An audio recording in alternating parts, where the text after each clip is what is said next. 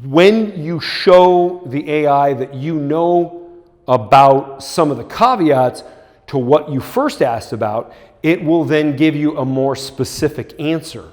So careful when you use AI to come up with a definitive answer, because you need to know enough to ask a comprehensive question that includes context. And a lot of people, they're probably not going to do that right their first attempt. You may have to do it a bunch of times. You may have to read a couple books on the subject before you can even really ask that complete question that includes the context.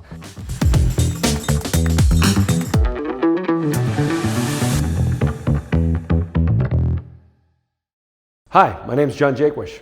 I'm a doctor of biomedical engineering, which gives me a unique perspective on all sorts of things.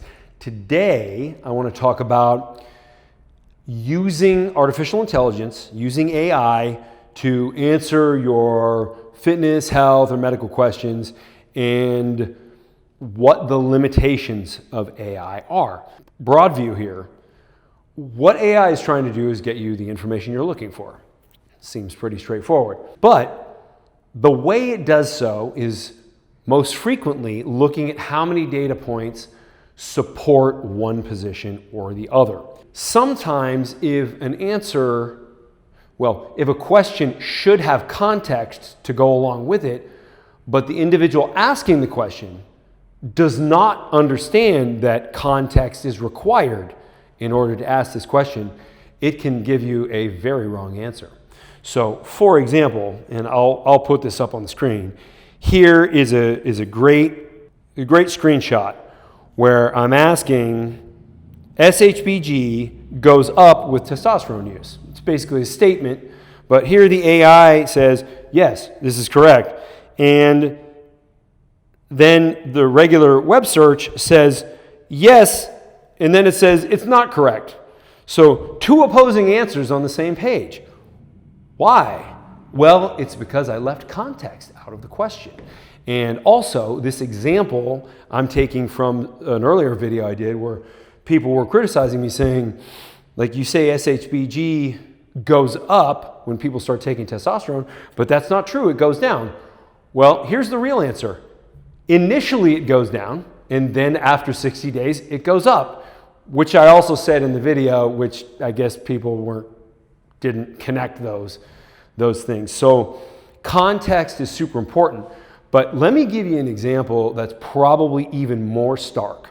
Because it's looking at the number of data points without specificity, you can really get a bad answer. So if I ask ChatGPT, I have high cholesterol, I have high LDL cholesterol, what should I do? It will give you the standard medical answer that physicians give today, the same answer that you'll find on the AMA website, and the same answer that thousands upon thousands of studies came to. It'll say you need to lower your LDL cholesterol and potentially talk to your doctor about getting on a statin drug. Now, this is terrible advice. And there is 10 years of research disproving the entire lipid model of looking at LDL cholesterol as the villain that causes heart disease. It is not the villain. It does not cause heart disease. Inflammation is what does that. So LDL cholesterol is really just a transport mechanism for fatty acids. Completely inappropriate read done a long time ago. But because there were so many studies that came out, thousands, stating that LDL is bad. By the way, 80% of the LDL cholesterol you have in your body is made by your body. So if it was bad, why would your body try and kill you? It's not.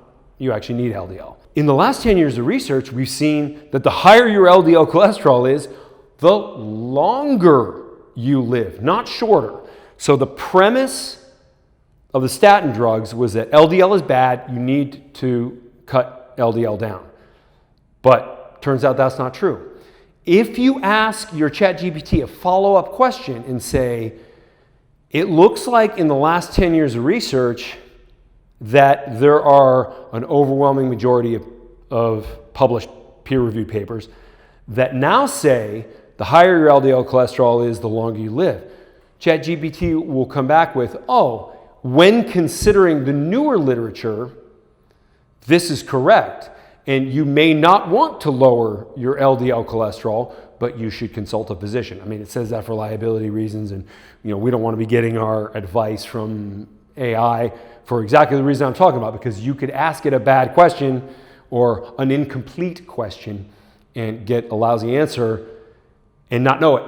When you show the AI that you know about some of the caveats to what you first asked about, it will then give you a more specific answer. So careful when you use AI to come up with a definitive answer, because you need to know enough to ask a comprehensive question that includes context. And a lot of people, they're probably not going to do that right their first attempt. You may have to do it a bunch of times. You may have to read a couple books on the subject before you can even really ask that complete question that includes the context. I hope this helped. I'm very much looking forward to the comments on this one. It's going to be very interesting. This is a very new area of medicine and health that we're into, and I think it's going to help us all as long as we use it correctly. Look forward to hearing from you. Thanks. See you on the next one. If this video helped you, I want you to subscribe and follow. I'm going to put out videos on a regular basis. I think they're going to help a whole lot of people, especially if you're one of those people that doesn't just instantly grow from lifting regular weights. We've got the answer for you.